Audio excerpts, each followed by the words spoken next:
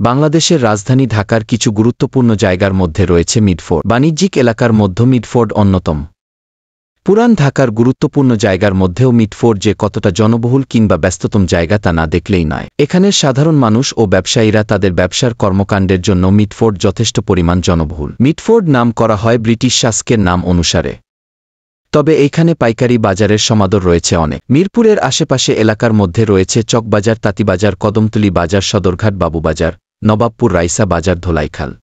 ব্যবসা কেন্দ্রিক হিসেবে মিডফোর্ডের মানুষের রয়েছে সমাধান। এটিও চূড়ান্ত করা হয় যে হাসপাতালটির নাম দাতা মিডফোর্ডের নামানুসারে মিডফোর্ড হাসপাতাল রাখা হবে। এভাবে 1858 সালের 1 মে মিডফোর্ড হাসপাতালটির কার্যক্রম শুরু হয়।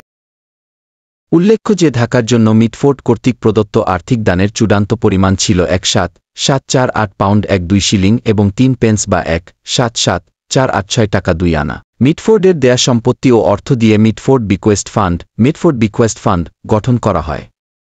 এ ফান্ডে 1860 সালের মধ্যে প্রায় 1.5 লাখ টাকা জমা পড়ে। এ টাকা দিয়ে কি করা হবে সে সম্পর্কেও মিডফোর্ডের কোনো নির্দিষ্ট নির্দেশ ছিল না। তাই এ নিয়ে আলোচনা শুরু হলে ভারতের গভর্নর জেনারেল লর্ড ডালহৌসি মতামত দেন।